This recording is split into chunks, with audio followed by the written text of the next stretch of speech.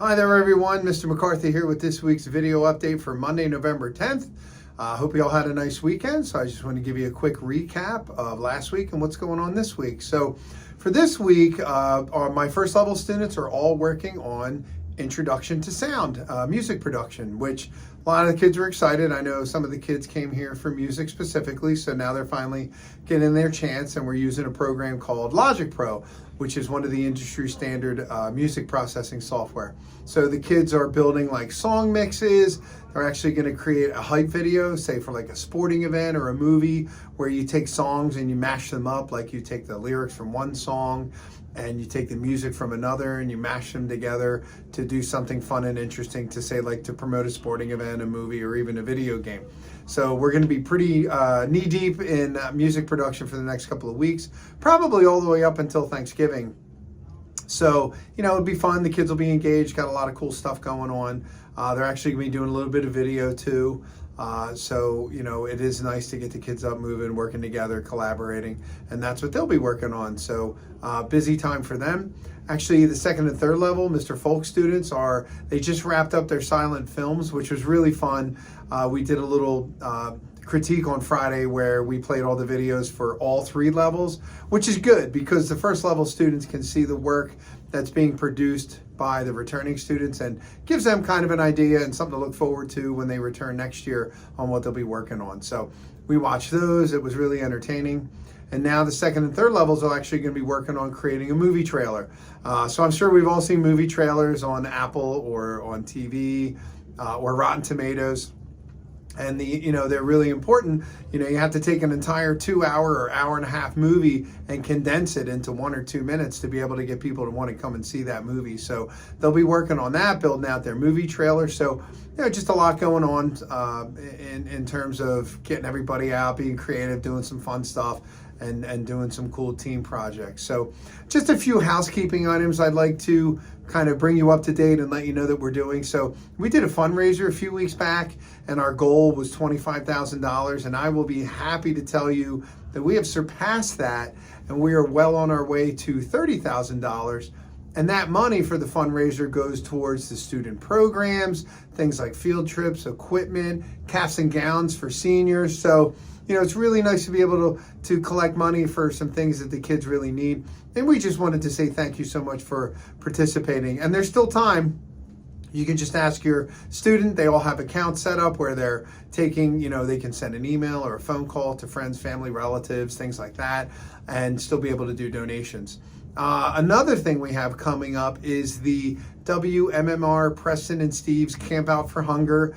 We do it every year. It's on WMMR on the FM station, and it is a huge food donation, canned food drive that we do every year. And just so you know, it's all locally returns, I guess the way to say. So all the food and non-perishable items that we do collect goes right back into the local community and to what's called Phil Abundance, which is one of the largest providers in the area, in the Philadelphia metro area. But, we're just collecting, maybe you have some old, canned food items. We have a list on the website that you could take, but mostly I think, it's pasta, cooking oil or peanut butter, things in jars, no glass, please.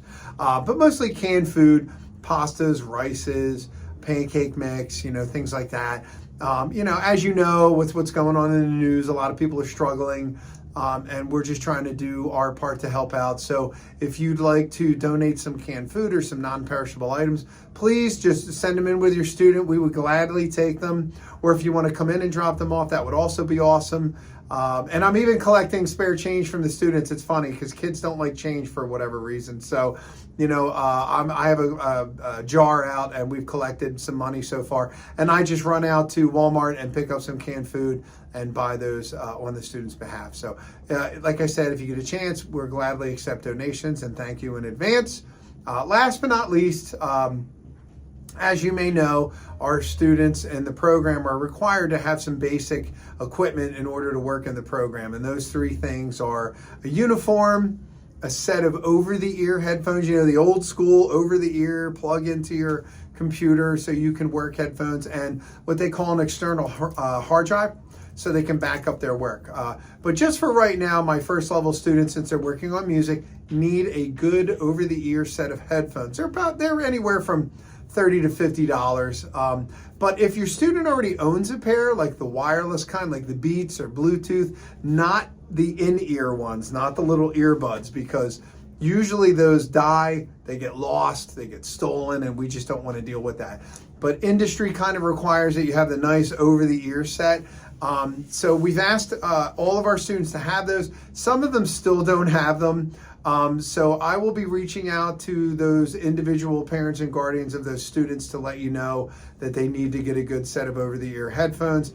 But as I said before, if they already have a set, have them bring them in so I can make sure they're good enough for the program. 99% of the time they are, so there's no need to go out and buy another set if they already have one. But if they don't, I can help you find a pair. I'm actually going to send you a notification that they need a set and some links where they could get them. So hopefully we can get all that going and get the ball rolling. And last but not least, our students are also required to wear uniforms in the program. And that's usually a t-shirt or a shirt like this with the school on it, or a hoodie. And really all of the students first level got a free shirt at the beginning of the year with an option to buy a hooded sweatshirt.